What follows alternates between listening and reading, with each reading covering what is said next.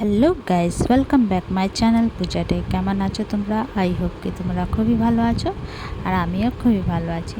তো আজকে একটা সিম্পল সা রেসিপি বানাবো, যে এই গরমের মধ্যে একটু পাতলা একটা ঝোল বানাই দেখাবো। তো এখানে দেখো, একটা ডিম নিয়ে নিচ্ছি, একটুখানি কাঁচা লঙ্কা আর একটুখানি পেঁয়াজ আর চুটকি ভর নুন দিয়ে এটাকে ফেটে নেব।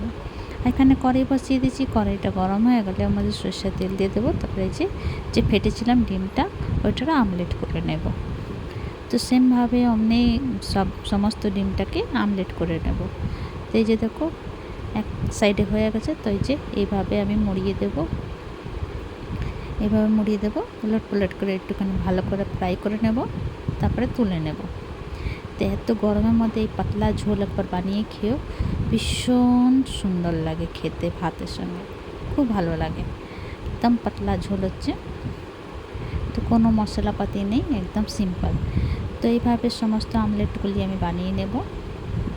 তো এই যে আমার আমলেটগুলি সব রেডি। তো আবার সরষের তেল দিয়ে দিলাম, দিয়ে দেবো কালি জিরে, একটা বড় সাইজের পেঁয়াজটা একটু 5 মিনিট একটু নাড়াচাড়া করতে থাকবো। তারপরে দিয়ে দেবো আমি কাঁচা লঙ্কা, যতটুকু তোমরা স্পাইসি খেতে চাও অতটুকুই দিও, ওই হিসাবে দিও। তো এই যে কাঁচা লঙ্কা দিয়ে তারপর নাড়াচাড়া করতে থাকবো। তারপরে দেবো আমি নুন আর হলুদ। তো নুন হলুদ দিয়ে ভালো করে একটু পেঁয়াজ আর লঙ্কাটা একটু গলিয়ে নেব। তো এই যে দেখো, তো পেঁয়াজ আর লঙ্কা গলে গেছে। এবার আমি দিয়ে দেবো জল। তো নর্মাল জল হচ্ছে, যে জল দিয়ে ভালো করে একটু ফুটাবো।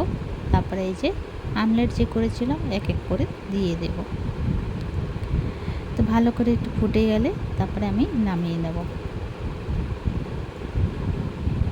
তো এই যে দেখো, একদম সিম্পল রেসিপি দেখিয়েছি। তারপরে তো সাওয়ান স্টার্ট হয়ে যাবে, তবে মাছ মাংস ডিম তো বন্ধ থাকবে 1 মাস। তবে 1 মাস পরে আবার তোমাদের কাছে তুলে ধরবো মাছ মাংস ডিমের।